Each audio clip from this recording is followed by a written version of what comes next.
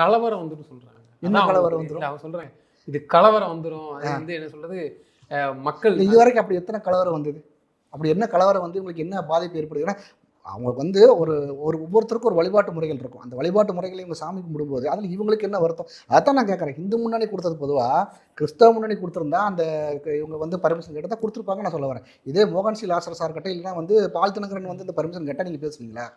இவர் கூட்டம் கூடக்கூடாதுன்னு சொல்கிறாருல, அந்த வார்த்தை நீங்கள் அங்கே உங்களால் உபயோகப்படுத்த முடியும். நான் என்ன சொல்றேன்னா, அவர்களுடைய வழிபாட்டு முறையில் அவங்க செய்கிறாங்க. அவங்களுக்கு விருப்பம் இருக்கும்போது அவங்க எப்போ அவங்களுக்கு எப்போ நடத்தணும் தோணுதோ அப்போ தான் நடத்தணும். நம்ம போய் நீங்கள் இன்னொரு மதத்தோட போய் நீங்கள் இந்த டேட்டில் தான் நடத்தணும், இப்படி தான் நடத்தணும், இங்கே தான் நடத்தணும் சொல்ல முடியுமா?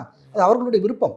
அந்த இடத்த சூஸ் பண்ணுறாங்கன்னா அறுபடை வீடுகள் முதல் வீடுங்கிற மாதிரி நம்ம இந்துக்கள் கலாச்சாரத்தில் வரும்போது அவங்க சூஸ் பண்ணுறாங்கன்னா இதை எல்லாத்தையும் அவங்க குறை சொன்னாங்கன்னா இந்த குறை சொல்கிறத நீங்கள் மற்ற மதத்து மேலே உங்களால் வைக்க முடியுமா? செய்ய மாட்டீங்கல்ல. நான் சொல்லி இதே சொல்ல அந்த இந்து முன்னணி பொதுவாக நான் சொன்ன அந்த பேர் எனக்கு அதில் விருப்பம் கிடையாது. நம்ம இன்னொரு மதத்தை பற்றி பேசுகிறது நமக்கு ரைட்ஸும் கிடையாது. அதே அவங்க செஞ்சுருந்தாங்கன்னா நீங்கள் இந்த வார்த்தைகள் நீங்கள் பேசுவீங்களா? பேச மாட்டீங்கல்ல. இப்போ இவ்வளோ பேசுகிறீங்களே, இதே அந்த ஜனவரிக்கு மேலே பாருங்க பேச மாட்டாங்க. இது கூட பேச மாட்டாங்க. ஜனவரிக்கு மேலே பார்த்தீங்கன்னா இந்த எலெக்ஷன் ஃபீவர் வந்துடும் உங்களுக்கு. அதுக்கப்புறம் நீங்கள் ஹிந்துக்களை ஒரு 6 மாதத்துக்கு இவங்க வந்து வாயே திறக்க மாட்டாங்க.